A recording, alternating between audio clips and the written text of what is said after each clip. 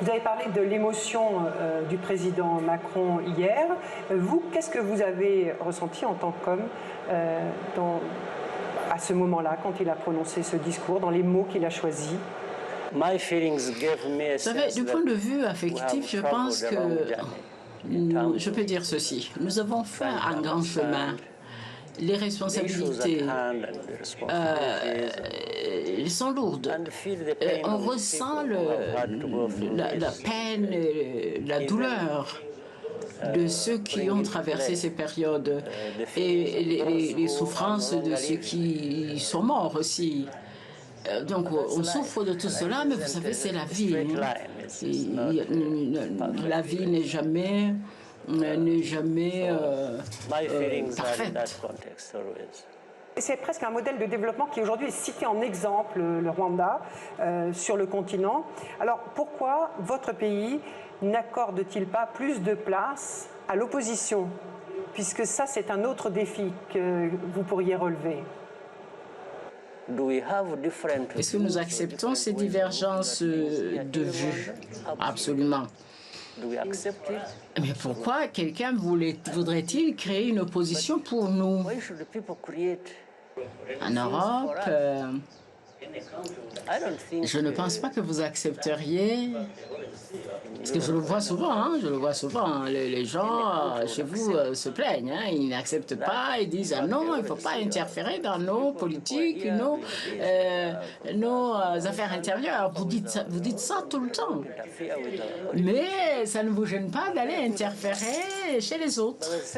Vous ingérez, y compris même jusqu'à créer ce que vous croyez être bon pour eux et pas ce que eux décident. Bref, donc comme je l'ai dit hier, au Rwanda, nous avons décidé que nous allons faire les choses comme nous le pensons. Nous allons faire ce qui est bon pour nous et pas ce que les autres pensent être bon pour nous.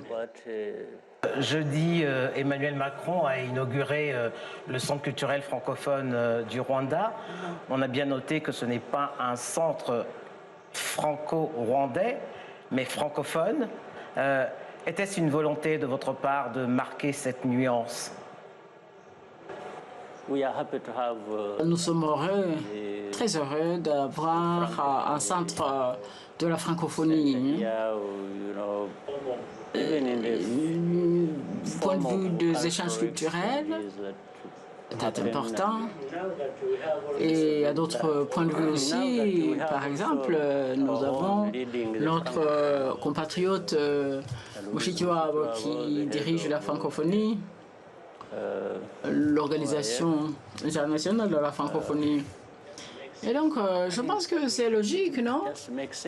Que c'est dans l'ordre des choses. Je pense que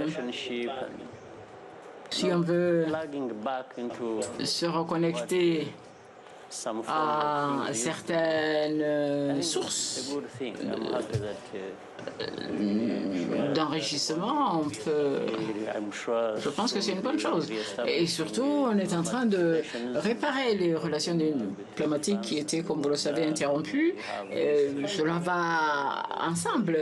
C'est une famille, la France, la francophonie, une famille dont nous voulons faire partie à part entière.